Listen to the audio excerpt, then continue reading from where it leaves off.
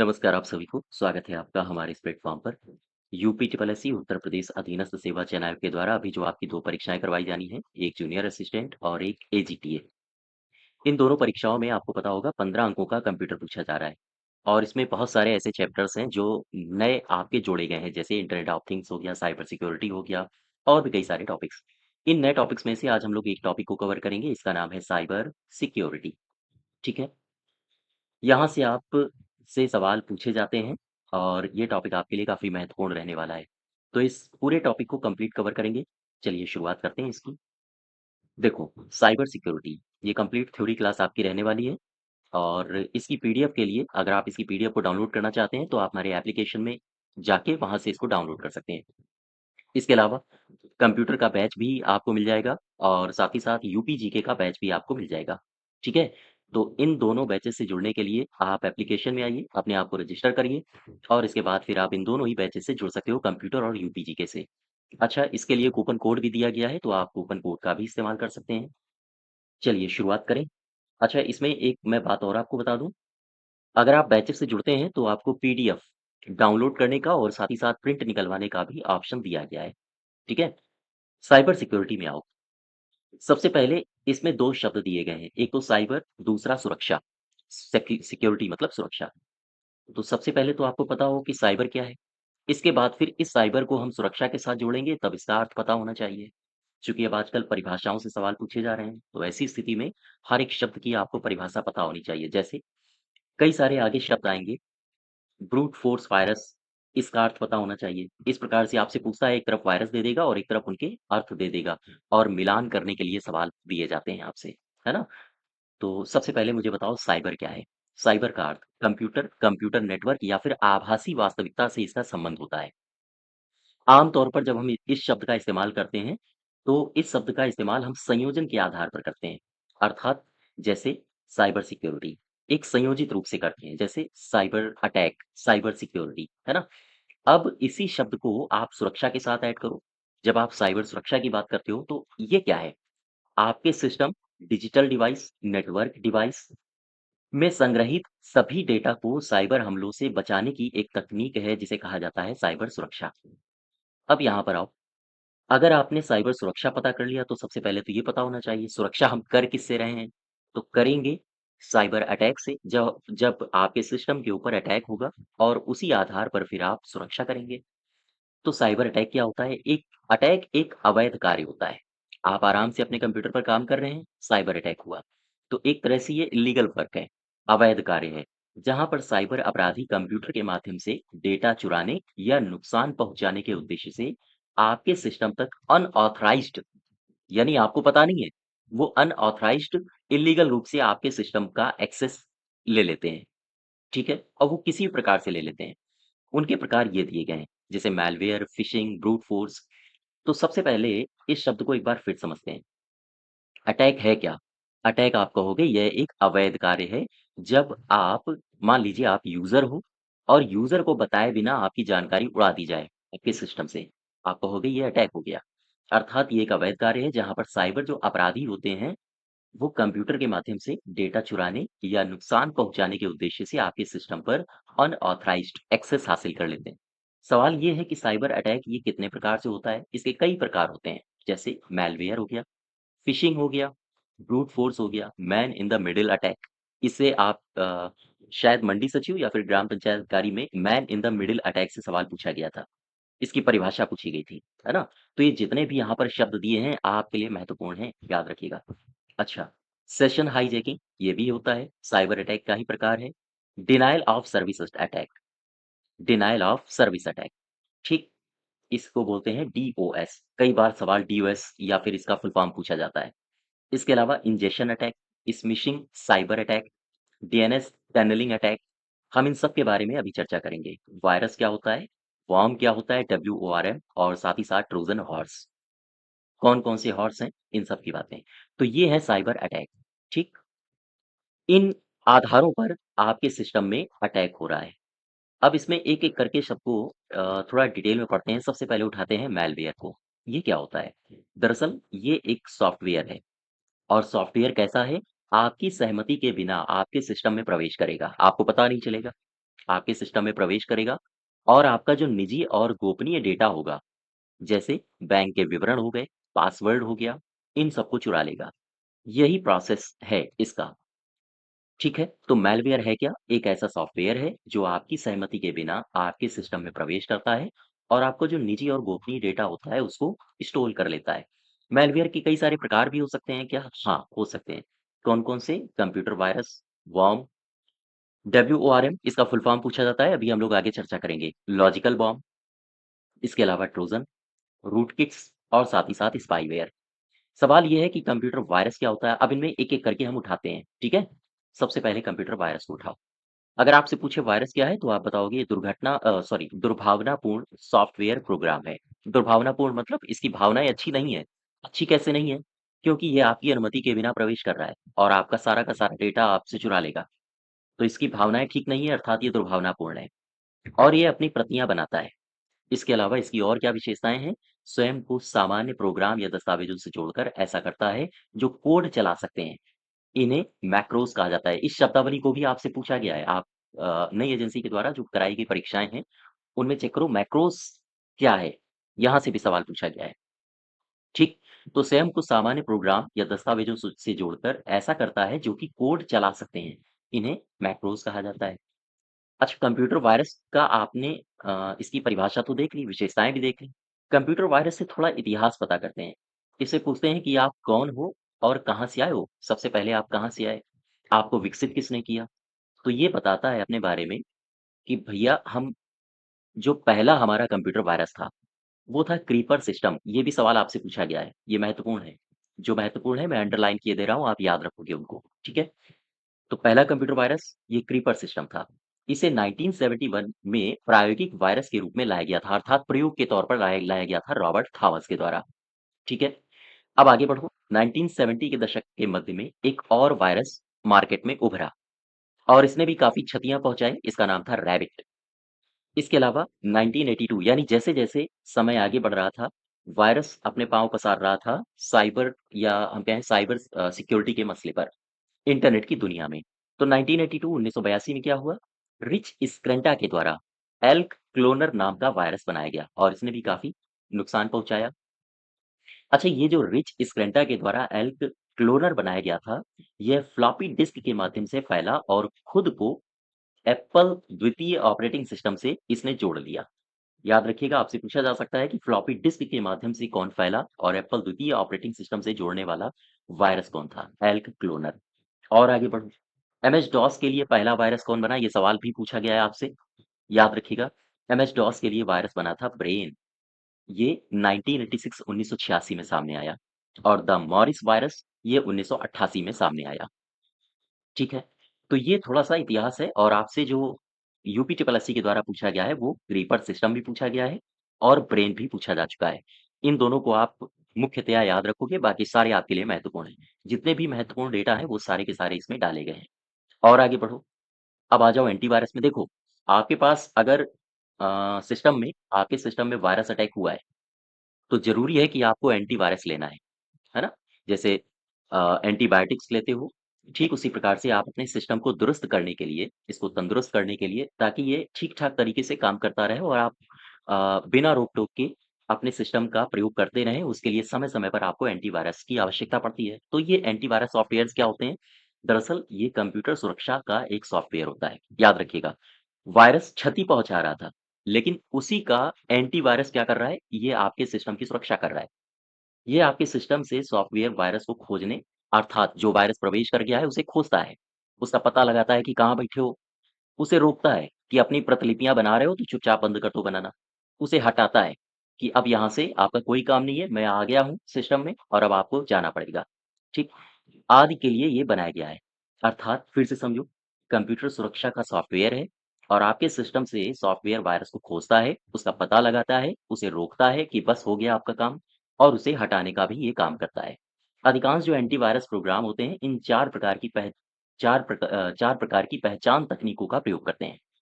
अच्छा, अब एक सवाल समझो, जब भी कभी आप एंटीवायरस को अपने सिस्टम में डलवाओगे, तो फिर वो वायरस को पहचानता कैसे है? ये 4 प्रकार की तकनीकें हैं, जिन तकनीकों का इस्तेमाल करके वो वायरस को पहचानता है।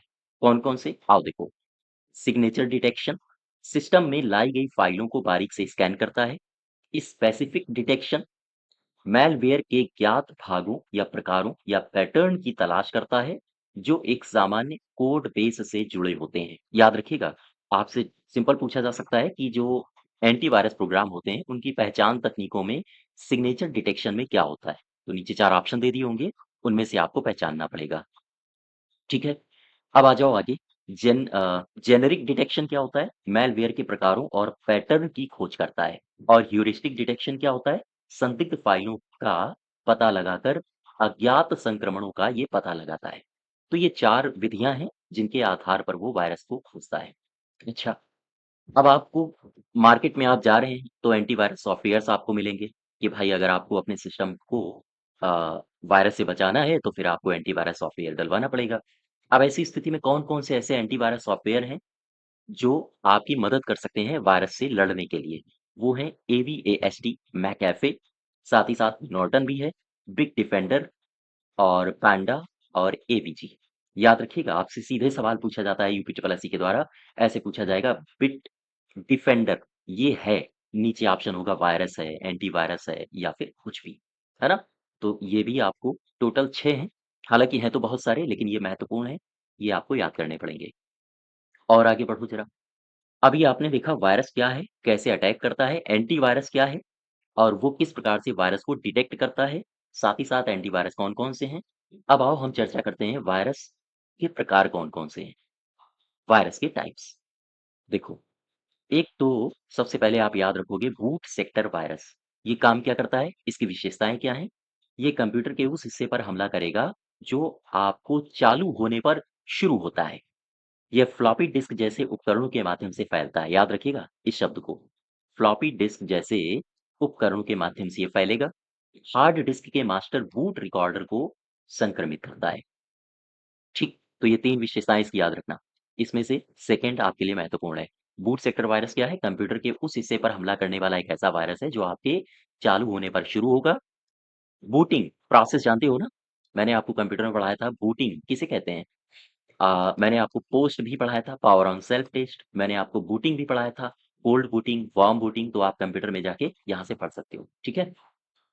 कंप्यूटर के बैच से आप पढ़ सकते हो। अब आगे बढ़ो जरा। हार्ड डिस्क के मास्टर बूट रिकॉर्डर को ये संक्रमित करता है। अच्छा, ये तो हो गया बूट सेक्टर वायरस की विशेषताएं। और आगे बढ़ो जरा। फाइल वायरस क्या होता है? आओ देखो। फाइलों के अंत में जुड़ जाता है और उन्हें ये संक्रमित करता है। तो कुल मिला के फाइल वायरस फाइलों से ही संबंधित है। इसलिए बहुत ज्यादा इसमें जोर देने की आवश्यकता नहीं है। फाइल वायरस शब्द आया तो आप एग्जाम में पहचान जाओगे कि ये फाइलों से जुड़ के उनको करप्ट कर देता होगा, है ना? अब आ जाओ पॉलीमॉर्फिक में। पॉलीमॉर्फिक वायरस, पॉली और मॉर्फिक यहाँ पर दो शब्द हैं और इन दोनों के अगर आपने अर्थ जान लिए तो इस पूरे के पूरे वायरस को समझ जाओगे। पॉली का मतलब क्या होता है? पॉली का मतलब होता है कई, बहुत सारे। और मॉर्फिक का मतलब होता है रूप। तो ये इसके कई सारे रूप होते हैं, अर्थात ये रूप बदलने वाला होता है। जैसे आपने पौराणिक कथाएं अपनी सुनी होंगी, जो हिंदू रिलीजन में है, जो दैत्य होते थे वो कई सारे रूप बदल के आ जाते थे। अब ऐसी स्थिति में जब वो बहुत सारे रूप, कभी वो साधु के रूप में आ रहा है, कभी वो एक जेंटलमैन के रूप में आ रहा है, कभी वो एक सामान्य निवासी के रूप में आ रहा है, तो उसको पहचानना मुश्किल हो जाता था समाज के लिए कि आखिर अगर वो रूप बदल के आ रहा है, तो पहचानना ये मुश्किल हो जाता था कि वो साधु है या फिर वो एक एविल है, अर्थात एक राक्षस है। तो ऐसी स्थिति में पॉलीमॉर्फिक ठीक उसी प्रकार से काम करता है। इसके रूपों को पहचानना बड़ा मुश्किल हो जाता है एंटीवायरस के लिए, क्योंकि ये शनैः-शनैः अपने रूप बदला करता है। अर्थात ये जटिल कंप्यूटर वायरस है, जो एंटीवायरस पता लगाने से बचाने के लिए अलग-अलग रूप बदला करता है ना? आपने देखा होगा कई सारी मूवीज़ में जो आतंकवादी होते हैं, वो कभी-कभी दाढ़ी बढ़ा लेते हैं। और ऐसी स्थिति में उनको पकड़ना मुश्किल हो जाता है। कभी एकदम क्लीन शेप में या फिर पगड़ी-वगड़ी धारण करके चले आते हैं, तो उनको पकड़ना मुश्किल हो जाता है पुलिस के लिए। ठीक उसी प्रकार से जो एंटीवायरस सॉफ्टवेयर है, वो जब हमारे सिस्टम में पकड़ रहा होता है वायरस को, तो पॉलीमॉर्फिक सबसे जटिल है। इसको पकड़ना काफ़ी मुश्किल हो जाता है, क्योंकि ये अपने रूप बदला करता है। रूप बदलने का मतलब क्या है? रूप बदलने का सीधा-सा मतलब है ये एन्क्रिप्ट करता है अपने आप को, अर्थात ये एक सेल्फ एन्क्रिप्टिंग वायरस है और ये सवाल आपसे पूछा जा चुका है। पॉलीमॉर्फिक वायरस लिखेगा और आगे लिख देगा कॉलम बना के सेल्फ एन्क्रिप्टिंग वायरस। तो पॉलीमॉर्फिक वायरस एक सेल्फ एन्क्रिप्टिंग वायरस है। इस शब्दावली को आप याद रखोगे। यह म्यूटेशन इंजन को सेल्फ प्रोपोगेशन प्रोग्राम के साथ जोड़ता है। अर्थात याद रखिएगा, सेल्फ एन्क्रिप्टिंग वायरस कौन सा है? पॉलीमॉर्फिक। ठीक। और आगे बढ़ो जरा। पॉलीमॉर्फिक उदाहरण इसके जो वायरस है, इसके उदाहरण कौन-कौन से हैं? जैसे उर्सनिप, क्रिप्टोवॉल, विरलॉक, वोफस, बिबोन और साथ ही साथ स्टोरवॉर्म। तो ये सारे के सारे जो एग्जाम्पल्स हैं, वो पॉलीमॉर्फिक वायरस के हैं। पॉलीमॉर्फिक से एक ही बात आप याद रखोगे, कौन-सी? यह एक सेल्फ एन्क्रिप्टिंग वायरस है, अर्थात अपना रूप बदलने के लिए ये जाना जाता है। और इसी कारण से जो एंटीवायरस सॉफ्टवेयर्स होते हैं, वो पॉलीमॉर्फिक वायरस को पकड़ने में काफ़ी जद्दोजहद करते हैं। है ना? अब आगे बढ़ो ज़रा, मैक्रो वायरस को उठा लेते हैं। इसकी विशेषताएँ क्या होती हैं? अक्सर स्प्रेडशीट में पाया जाता है। इस शब्द को याद रखोगे। स्प्रेडशीट में पाया जाने वाला आमतौर पर वायरस मैक्रो है। इसे मैक्रो भाषा का उपयोग करके डिजाइन किया गया है। अब सवाल ये आया कि मैक्रो भाषा क्या होती है? तो यहाँ पर आ जाओ। मैक्रो भाषा एक ऐसी भाषा है जिसका उपयोग Microsoft Word, Excel, PowerPoint जैसे एप्लीकेशंस बनाने के लिए किया जाता है। बात समझ पा रहे हो आप? ये है मैक्रो भाषा। ठीक। तो मैक्रो वायरस क्या है? आमतौर पर स्प्रेडशीट में पाया जाता है। मैक्रो भाषा का उपयोग करके इसको डिजाइन किया जाता है और एक ऐसी भाषा जिसका उपयोग करके Microsoft Word, Excel, PowerPoint जैसे एप्लीकेशंस को बनाया जाता है। अच्छा, यह वायरस किसी भी कंप्यूटर को संक्रमित कर सकता है, ऑपरेटिंग सिस्टम आधारित, है ना? अब आ जाओ, हम बात कर लें, आपने अगर मैक्रो वायरस की विशेषताएं पढ़ रखी हैं, तो उसके कुछ उदाहरण भी हैं। कौन-कौन से ऐसे वायरस हैं जो मैक्रो वायरस हैं? देखो, आइडिया 1995 में अस्तित्व में आया और एमएस वर्ड फाइलों के माध्यम से ये फैला। मेलिसा संक्रमित ईमेल के जरिए फैला था। 1999 में इसको देखा गया। चेरनोबिल 1998 में ये मार्केट में आया। और आई लव यू ये भी एक वायरस है। याद रखिएगा, आप इसको कुछ और मत समझ लेना। और ये ईमेल के जरिए फैला था। तो आई लव यू भी सन 2000 में अस्तित्व में आया और ये भी एक वायरस है। ठीक। चलिए, अब हम बात करते हैं मैक्रो वायरस के संस्करण की। कॉन्सेप्ट मैक्रो वायरस, इसकी विशेषताएं हैं, कई दस्तावेजों को संक्रमित करता था और साथ ही साथ डॉक फाइलों से जुड़कर सिस्टम को संक्रमित करता था। इसके अलावा मेलिसा वायरस ईमेल अटैचमेंट के माध्यम से फैलता था। ये विशेषताएं आपसे पूछी जा सकती हैं, याद रखिएगा। मेलिसा वायरस डैश मार्क के आगे जो भी कॉलम बनाना चाहे आयोग वो बना सकता है और नीचे आपसे कूट दे सकता है। कूट संबंधी प्रश्न आप जानते होंगे। लॉरॉक्स ये एमएस एक्सेल का उपयोग करके फैला था। इसके अलावा और भी कई सारे हैं। W97M ये ये वर्ड 97 97 मतलब वर्ड 97 उपयोगकर्ताओं को लक्षित करता था। मल्टीपर्टाइट वायरस ये क्या है? मल्टीपर्टाइट वायरस ये बूट सेक्टर मेमोरी फाइलों को संक्रमित करता था। रेजिडेंट वायरस यह स्वयं को कंप्यूटर की मेमोरी में सुरक्षित रखता था। मूल प्रोग्राम बंद होने के बाद भी अन्य फाइलों को ये संक्रमित करता था। फाइल वायरस क्या है? किसी भी फाइल के डायरेक्टरी पथ को बदलकर मेमोरी प्रबंधन में गड़बड़ी उत्पन्न करता है और इसे क्लस्टर वायरस या डायरेक्टरी वायरस भी कहा जाता है। इसके अलावा ओवरराइट वायरस ये क्या काम करता था? यह फाइल के मूल कोड को दुर्भावनापूर्ण कोड में बदल देता था और इस प्रकार से ये स्प्रेड होता था। कुछ यहाँ पर वायरस दिए गए हैं, इन वायरस के ईयर्स याद रखना, आपसे मैच कराने के लिए पूछे जा सकते हैं। जैसे मॉरिस वर्म 1988 में अस्तित्व में आया। निम्डा निम्डा ये 2001 में अस्तित्व में आया। आई लव यू सन 2000 में अस्तित्व में आया। ये सारे के सारे वायरस हैं। एक्सक्यूएल स्लैमर 2003 में अस्तित्व में आया। इसके अलावा स्टक्सनेट 2010, क्रिप्टोलॉकर 2013, कॉन्फ़िगर 2008, टिनबा 2012 और स्लेयर 2018। वायरस का आपसे पूरा नाम पूछे तो आप बताओगे विटल इन्फॉर्मेशंस रिसोर्स एड्रेसेस। ठीक। ये तो बात हो गई वायरस की। अब एक शब्द मैंने और लिखा था साइबर अटैक में, वर्म, WORM। ये क्या होता है? दरअसल ये कंप्यूटर प्रोग्राम या फिर ये भी एक वायरस है।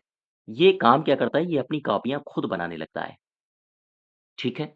इसके अलावा दूसरे कंप्यूटर में फैल जाता है, उसका संचालन धीमा कर देता है। भाई जब वायरस आ जाएगा आपके सिस्टम में तो आपका जो सिस्टम की फंक्शन है, काम करने की गति है, वो मंद पड़ जाएगी, धीमी हो जाती है। ये भी वायरस के समान होते हैं, लेकिन ये स्वतंत्र होते हैं और इन्हें दूसरे कंप्यूटर में फैलने के लिए किसी व्यक्ति की आवश्यकता नहीं पड़ती है। क्यों? क्योंकि ये स्वयं प्रतियाँ बना रहा है। देखो, कॉपियाँ खुद बनाता है, ठीक है? आगे बढ़ो ज़रा, कंप्यूटर वर्म के प्रकार कौन-कौन से होते हैं? आओ इनकी चर्चा कर लें। कंप्यूटर वर्म्स के प्रकार, ईमेल वर्म, इन्फेक्टेड ईमेल संदेशों के कारण ये फैलते हैं। याद रखिएगा, ईमेल वर्म्स होते हैं।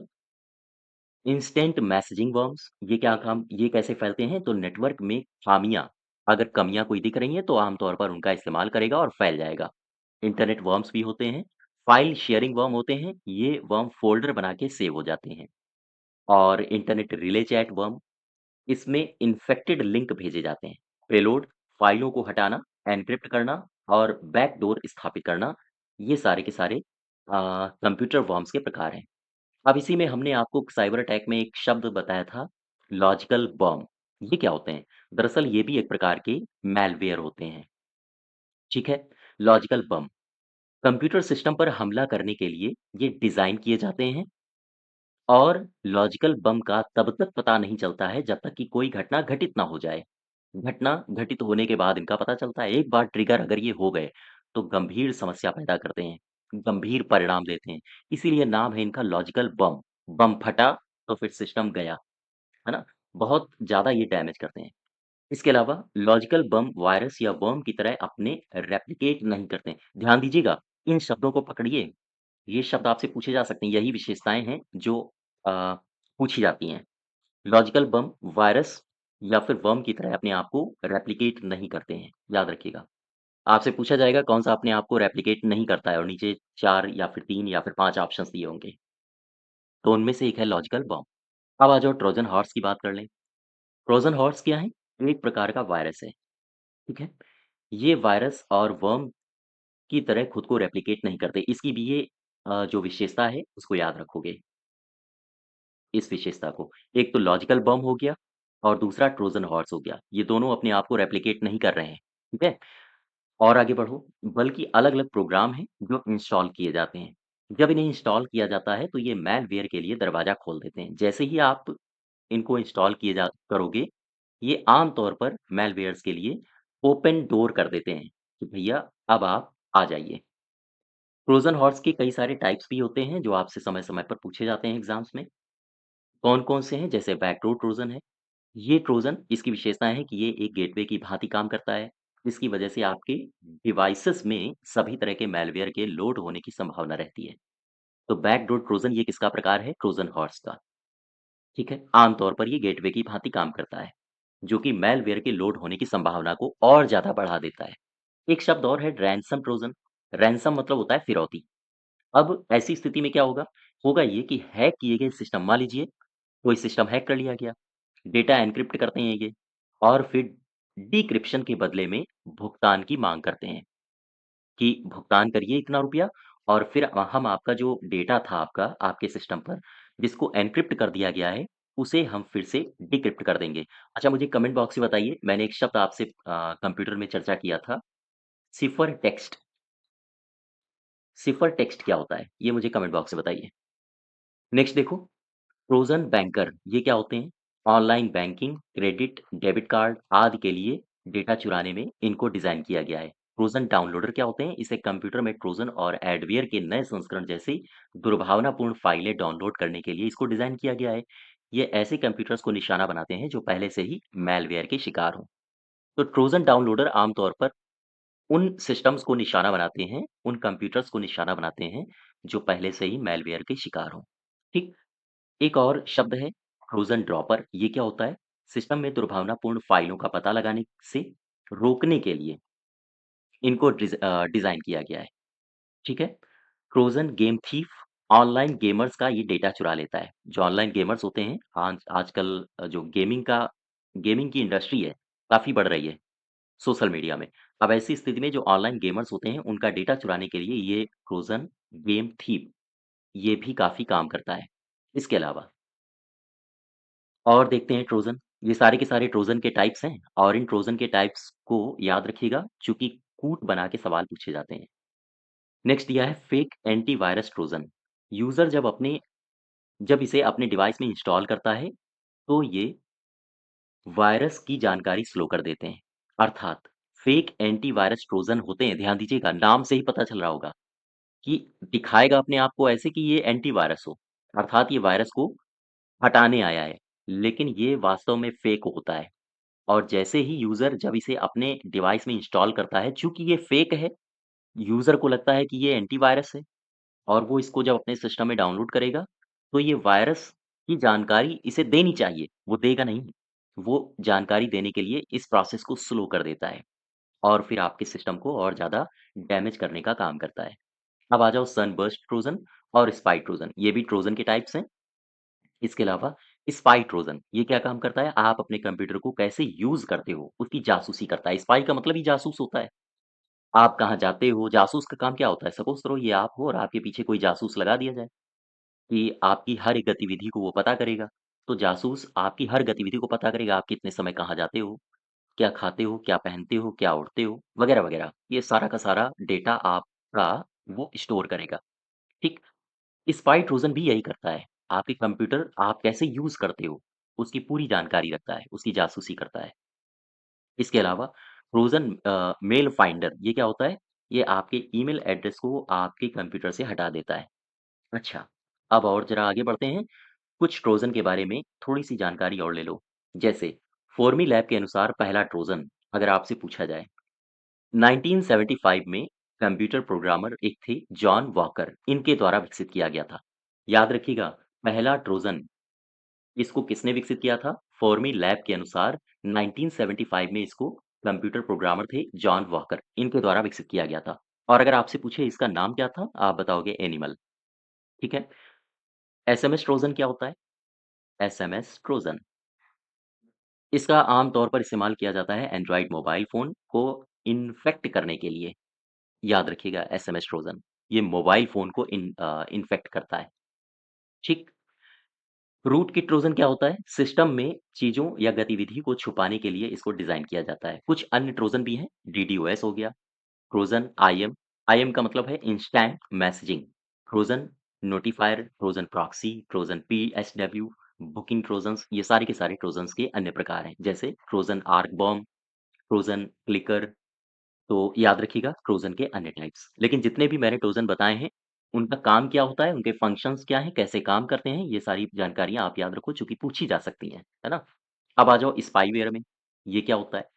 स्पाईवेयर, यह एक अनधिकृत सॉफ्टवेयर है। सॉफ्टवेयर तो है, लेकिन अधिकृत नहीं है, अनधिकृत है। अर्थात आपकी अनुमति के बिना ये आपका सिस्टम डैमेज करने वाला है। अनाधिकृत लिख दिया ना? अधिकृत होता तो आपकी अनुमति से डैमेज करता। अनाधिकृत है तो आपकी बिना अनुमति से डैमेज करेगा। जो उपभोगकर्ता या उपयोगकर्ता की अनुमति प्राप्त किए बिना उसकी गतिविधि संबंधी जानकारी को एकत्र करता है। ये स्पाईवेयर है। ठीक? स्पाई मतलब जासूस। और आगे बढ़ो ज़रा। स्पाईवेयर के कई सारे टाइप्स होते हैं जैसे की लॉगर्स। ये सवाल आपसे पूछा गया है यूपी ट्रिपल एससी में। हाल ही की जो परीक्षाएँ उसने करवाई हैं, उनमें पूछा गया था। कीलॉगर्स काम क्या करता है? उपयोगकर्ता द्वारा टाइप किए गए की स्ट्रोक्स को रिकॉर्ड करता है। आप जैसे-जैसे की स्ट्रोक्स करते हैं अ, उसी आधार पर ये हर एक की स्ट्रोक्स को रिकॉर्ड करता है। ये है कीलॉगर, ये स्पाईवेयर का एक प्रकार है। अच्छा एडवेयर क्या होता है? एड मतलब प्रचार दिखाना। तो आम तौर पर ऐसे विज्ञापन होते हैं जो वांछित नहीं हैं और आपकी गतिविधि पर ये नज़र रखते हैं। ये एडवेयर है। और इसके अलावा ट्रैकिंग कुकीज़ क्या होते हैं? ट्रैकिंग कुकीज़ ये छोटी डेटा फाइलें होती हैं और आपके ब्राउज़िंग हिस्ट्री व प्राथमिकताओं पर नज़र रखती हैं। याद रखिएगा tracking cookies. Remote access Trojan क्या होता है? ये अटैकर जो आपके सिस्टम पर इतनी दूरी से नियंत्रण की अनुमति देते हैं जिसे देखा भी नहीं जा सकता। यानी कुछ दूरी, रिमोट लिखा है ना? कुछ दूरी से एक्सेस करते हैं आपके सिस्टम का। तो इस प्रकार के रिमोट एक्सेस ट्रोजन हैं। इनकी ये विशेषताएँ हैं। अब आ जाओ फ़िशिंग में। फ़िशिंग क्या होता है और इसके कई सारे टाइप्स हैं फ़िशिंग के, यहाँ से भी सवाल पूछे जाते हैं, ठीक है? जो एजेंसी है नई, फ़िशिंग से भी उसने कई सारी परीक्षाओं में सवाल पूछे हैं, जो दिसंबर से लेकर अभी मई तक उसने परीक्षाएँ करवाई हैं। सवाल ये है फ़िशिंग होता क्या है? तो फ़िशिंग एक प्रकार का साइबर हमला है, ये भी एक प्रकार का साइबर अटैक है। इसका सबसे आम प्रकार स्पैम ईमेल भेजना है, बहुत सारे स्पैम ईमेल्स आ जाते हैं। इसके पीछे हमलावर का उद्देश्य होता है गोपनीय जानकारियाँ हासिल करना। तो ये इसकी विशेषताएँ हैं, बस इतनी ही बातें याद रखोगे आप। फ़िशिंग क्या है? साइबर हमला है कैसे होता है? तो स्पैम ईमेल्स भेजकर होता है और जब स्पैम ईमेल आएँगे तो बहुत सारी जो जानकारियाँ होंगी आपकी, गोपनीय जानकारियाँ, उनको हासिल करना इसका लक्ष्य होता है। पासवर्ड, क्रेडिट कार्ड का विवरण ये सारे के सारे हैकर के पास चले जाते हैं। अच्छा, फ़िशिंग हमलों से बचने के प्रकार भी हम पढ़ेंगे, लेकिन अभी हम पढ़ते हैं फ़िशिंग हमलों के टाइप्स क्या हो सकते हैं। बहुत सारे इसके टाइप्स हैं, कुछ टाइप्स जो महत्वपूर्ण हैं, हम पहले उनकी चर्चा कर लें। ईमेल फ़िशिंग क्या होता है? ये सबसे आम प्रकार है। इसमें होता ये है कि उपयोगकर्ता को असत्यापित मतलब ऑथराइज़्ड नहीं होते हैं, अनऑथराइज़्ड स्पैम ईमेल आते हैं। स्पैम ईमेल पर क्लिक करने और गुप्त डेटा लीक करने के लिए धोखा दिया जाता है, ईमेल फ़िशिंग के माध्यम से। अब आ जाओ स्पीयर फ़िशिंग पढ़ें। स्पीयर फ़िशिंग क्या होता है? इसमें किसी खास व्यक्ति या संगठन को टारगेट किया जाता है। खास व्यक्ति, इस शब्द को पकड़ो या फिर व्यक्ति को, खास व्यक्ति या फिर संगठन को। इस तरीके में हमलावर पहले टारगेट की पूरी जानकारी ले लेता है कि व्यक्ति कौन है, टारगेट कैसा है, इसकी पूरी जानकारी ले लेगा, इसके बाद फिर उसको टारगेट किया जाता है। ये सवाल आपसे पूछा गया है यूपी ट्रिपल एससी के हाल ही की परीक्षाओं में। व्हेलिंग क्या होता है? इसको याद रखना। देखो, ये जो व्हेलिंग है, ये स्पीयर फिशिंग की ही तरह होता है और व्हेलिंग में कोई भी बड़ी कंपनी है, इसका जो मुख्य टारगेट होता है, बड़ी कंपनी उसके सीईओ या फिर सीएफओ जैसे जो प्रमुख होते हैं, उनको टारगेट किया जाता है। इन्हें ईमेल के ज़रिए शिकार भी बनाया जाता है। तो व्हेलिंग क्या है? व्हेलिंग में बड़ी मछली को पकड़ा जाता है। व्हेल मतलब बड़ी मछली और बड़ी मछली कंपनी का कौन है? किसी कंपनी का बड़ी मछली होता है, उसका सीईओ, उसके उच्चाधिकारी। तो ये बड़ी मछली को टारगेट करता है, ठीक है? और ईमेल के ज़रिए उन्हें अपना शिकार बनाता है। तो ये शब्दावलियाँ भी आप याद रखिएगा। आगे बढ़ो ज़रा। स्मिशिंग क्या होता है? एक प्रकार का फ़िशिंग हमला ये भी है, याद रखें। स्मिशिंग क्या है? एक फ़िशिंग हमला है। ये एसएमएस के माध्यम से किया जाता है। फ़िशिंग क्या है? इसे वॉइस फ़िशिंग भी कहा जाता है। Voice phishing. हमलावर पीड़ित को यह विश्वास दिलाता है कि कॉल किसी विश्वसनीय स्रोत से आया है। अर्थात फ़िशिंग कहेगा ये ऐसा दिखाएगा, विश्वास दिलाएगा कि जो कॉल करी जा रही है वो किसी ऑथराइज़्ड सोर्स से करी जा रही है, लेकिन डेटा की चोरी कर लेगा, जैसे क्रेडिट कार्ड्स नंबर वगैरह। इस प्रकार की जो फ़िशिंग है उसे कहते हैं फ़िशिंग। क्लोन फ़िशिंग क्या है? इसमें हमलावर किसी विश्वसनीय स्रोत से भेजे गए संदेशों की प्रतिलिपि बनाता है। इसमें हमलावर एक लिंक जोड़कर जानकारी को बदल देता है। इसे कहते हैं क्लोन फ़िशिंग। अब आ जाओ एंटी फ़िशिंग टूल्स क्या मार्केट में आते हैं, जिससे हम बच सकते हैं? हाँ। कौन-कौन से हैं? Anti phishing domain advisor APDA full form याद रखना। Phish tank, Webroot anti phishing, malware anti phishing, Kaspersky anti phishing ये सारे के सारे। ब्रूट फ़ोर्स अटैक क्या होता है? ब्रूट फ़ोर्स अटैक भी आपसे पूछा जा चुका है, याद रखिएगा। यह साइबर हमलों का एक प्रकार है। इसे डिक्शनरी अटैक भी कहा जाता है, इस शब्द को याद रखना। इस अटैक को डिक्शनरी अटैक के नाम से जाना जाता है, ब्रूट फ़ोर्स को। इसे ब्रूट फ़ोर्स क्रैकिंग भी कहा जाता है, इस शब्द को भी याद रखना। ये सारे महत्वपूर्ण हैं। इसमें पासवर्ड और आईपी एड्रेस का पता लगाकर किसी कंप्यूटर सर्वर सोशल प्रोफ़ाइल या फिर बैंक अकाउंट को इससे हैक किया जाता है। ठीक? अब ये जो शब्द आ रहा है man in the middle attack, ये संभवतः मुझे याद नहीं आ रहा है, या तो ये मंडी सचिव की परीक्षा में पूछा गया था या फिर ग्राम पंचायत अधिकारी की परीक्षा में पूछा गया था। तो ये शब्द आपके लिए महत्वपूर्ण है, याद रखना। यह साइबर फ्रॉड तब होता है जब क्लाइंट और सर्वर के बीच personal double side computer user के बीच लेन-देन के कार्य में रुकावट डाला जाता है। ध्यान दें, शब्द को पकड़ो और इसका अर्थ समझो। कह रहा है man in the middle attack. यानी 2 सेशन हैं। सेशन हाइजैकिंग की तरह एक एक तरह से ही काम करता है और फिर उनके बीच में अटैक हो जाता है। अर्थात फिर से पढ़ो इसको, साइबर फ्रॉड तब होता है कब? जब क्लाइंट और सर्वर के बीच personal double side computer user के बीच लेन-देन के कार्य में रुकावट आती है। अर्थात साइबर क्रिमिनल रुकावट कनेक्शन के दौरान सेंसिटिव इन्फॉर्मेशंस चुरा लेता है और संशोधित करने में सक्षम होते हैं। अर्थात जो इन्फॉर्मेशंस होती है उनको चुरा भी लेता है, चुराने का काम और साथ ही साथ उसको संशोधित करने में भी वो इतने सक्षम होते हैं कि सेशन के बीच में ये सारे के सारे काम कर डालते हैं। इसे कई भागों में बाँटा जाता है। कौन-कौन से? Man in the browser attack, man in the middle attack, machine in the middle attack ये सारे के सारे man in the middle attacks के पार्ट हैं। याद रखिएगा इस शब्द को, इसे ईवड्रॉपिंग अटैक भी कहा जाता है। ये शब्द भी आपसे पूछा जा सकता है, ठीक है? और आगे बढ़ो। अब आ जाओ सेशन हाइजैकिंग में। तो सेशन हाइजैकिंग मैंने अभी आपको man in the middle attack बताया था। सेशन हाइजैकिंग भी ठीक उसी प्रकार से काम करता है। 2 सेशन हैं, इनके बीच में अटैक कर देगा। अर्थात यह भी man in the middle attack की तरह होता है। इसमें अटैकर यूज़र और नेटवर्क के बीच सेशन को हाइजैक कर लेता है। ठीक, अटैकर यूज़र के आईपी एड्रेस को अपने कंप्यूटर के आईपी एड्रेस से बदल देगा और यूज़र के बिना सेशन जारी रखेगा। इसे कहते हैं सेशन हाइजैकिंग।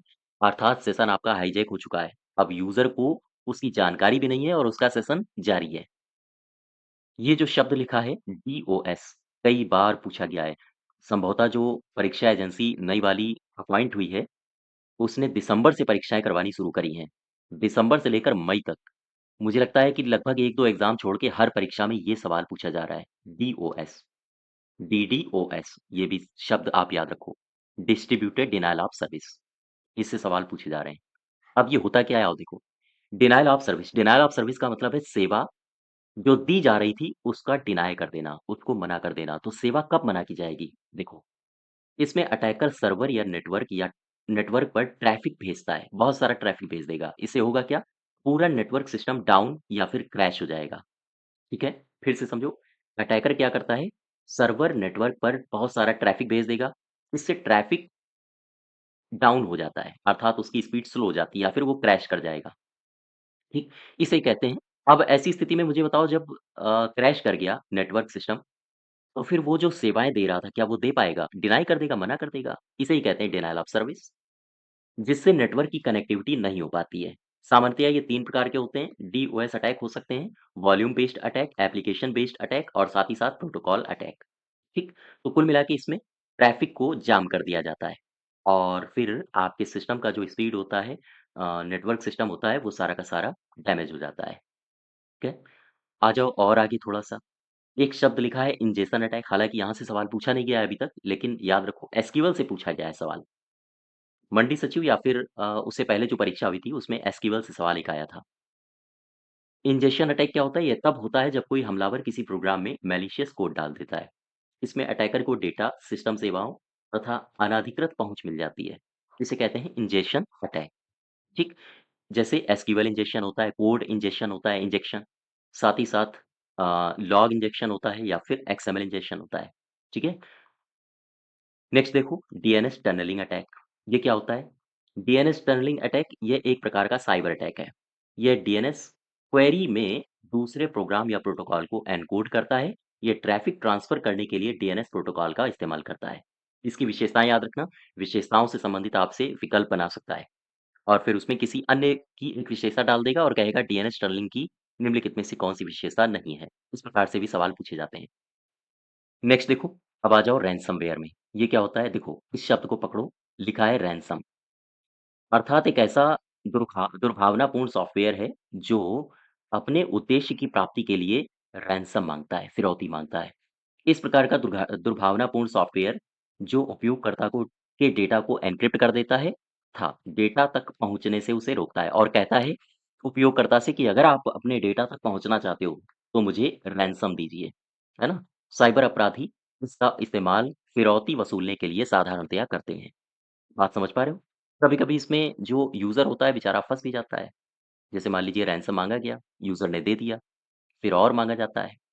डेटा को डिक्रिप्ट नहीं किया जा रहा है, वो बेचारा इसमें फँसता चला जाता है। तो काफ़ी सतर्क रहें रैनसमवेयर से। और इससे संबंधित सवाल भी पूछे गए हैं, आपकी नई परीक्षा एजेंसी के द्वारा जो कराई जा रही परीक्षाएँ हैं, उनमें भी पूछे गए हैं। अब यहाँ पर आओ कुछ प्रमुख रैनसमवेयर हमले हैं, जो समय-समय पर किए गए हैं, जैसे एड्स ट्रोजन, 1989 में ये किया गया। इसके अलावा क्रिप्टोलॉकर 2013 में, वानाक्राई 2017 में अस्तित्व में आया और पेटिया 2016-17 में ये अस्तित्व में आया। ठीक है? तो याद रखो। अच्छा अब बात कर लें हैकर्स की। हैकर्स और उनके प्रकार, याद रखो। हैकर्स के प्रकार क्या होते हैं? एक ये 3 याद रखोगे, ये 3 ही आपसे आम तौर पर पूछे जाते हैं। होते तो और भी कई सारे हैं, लेकिन ये 3 आपके लिए महत्वपूर्ण हैं। एक होता है white hat hacker, black hat hacker, grey hat hacker. White कौन-सा होता है? इस श्रेणी में आने वाले हैकर अच्छे काम करते हैं। इस शब्द को पकड़ना और इस शब्द को याद रखना। व्हाइट यानी सफ़ेद पैसा। ऐसे देखो, जैसे मैंने कहा ब्लैक मनी काला पैसा। फिर मैंने कहा ये मेरा सफ़ेद धन है, ये पूरा का पूरा पैसा सरकार की नज़रों में है और ये सफ़ेद धन है, ठीक है? अर्थात ये अच्छा है और ये बुरे कामों के द्वारा कमाया गया पैसा है। ठीक उसी प्रकार से व्हाइट हैकर और ब्लैक हैकर इनको आप डिफरेंशिएट कर सकते हो याद रखने के लिए। व्हाइट हैट यानी सफ़ेद टोपी लगा ली, अब ये अच्छे काम करेगा। तो अच्छे काम करते हैं ये, इन्हें लोगों की सुरक्षा के लिए नियुक्त किया जाता है, इन्हें सरकार या किसी संस्था के द्वारा रखा जाता है और इन्हें एथिकल हैकर भी कहा जाता है, इस शब्द को याद रखना। अब आ जाओ ब्लैक हैट, काली टोपी लगा ली, ऐसे हैकर्स को क्रैकर्स कहा जाता है। ये अपनी दक्षता का इस्तेमाल गलत करते हैं और साधारणतया गैर कानूनी काम जो होते हैं, उनको अंजाम देने के लिए ये हैकर होते हैं। ग्रे हैट क्या होते हैं? ये ब्लैक और व्हाइट हैकर का सम्मिलित रूप होते हैं। कुछ अच्छा काम करते हैं, कुछ बुरा काम करते हैं। ये कुछ समय के लिए अच्छा काम और कुछ समय के लिए गैर कानूनी काम को अंजाम देते हैं। ठीक? याद रखिए ये सारी की सारी बातें। अब और आगे आ जाओ थोड़ा-सा। ईमेल स्पूफिंग ये एक शब्द है जो बार-बार आपके एग्ज़ाम में पूछा जाता रहा है और आगे भी पूछा जाएगा। क्या है ये? यह ईमेल को दर्शाता है जो निकलता है किसी नाम से लेकिन भेजने वाला कोई और होता है। याद रखिएगा, ईमेल स्पूफिंग क्या है? यह ईमेल को एक ऐसी ईमेल को दर्शाता है जो निकलता किसी नाम से है लेकिन भेजने वाला कोई और होता है।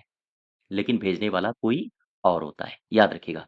अब इसमें साइबर सिक्योरिटी से संबंधित भी आपसे सवाल पूछे जा सकते हैं। साइबर कानून जो बना था, सूचना और प्रौद्योगिकी अधिनियम 2000 उसमें कौन-कौन सी धाराएँ हैं जो इन्फॉर्मेशन टेक्नोलॉजी से संबंधित हैं। ये कुछ धाराएँ आपसे पूछी जा सकती हैं, हालाँकि अभी तक पूछी नहीं गई हैं, लेकिन 7 से 8 धाराएँ हैं जो आपको याद रखनी है। आओ देखो, सूचना और प्रौद्योगिकी अधिनियम सन 2000 के तहत किसी की गोपनीयता भंग करने के लिए कई धाराओं के तहत साइबर अपराधियों पर मामला दर्ज किया जा सकता है। धारा 67 ये क्या है? इलेक्ट्रॉनिक सामग्री में अश्लील सामग्री को प्रकाशित या प्रसारित करने से संबंधित है। आईटी एक्ट में पहले के खंड के बाद अ, आईटी एक्ट 2008 के अनुसार बढ़ा दिया गया था, जिसमें बाल पोर्नोग्राफी यानी चाइल्ड पोर्नोग्राफी और किसी और के द्वारा रिकॉर्डेड जो रिकॉर्ड होते हैं, रिकॉर्ड को बनाए रखना और ये सारे के सारे इसमें शामिल होते हैं। इसके अलावा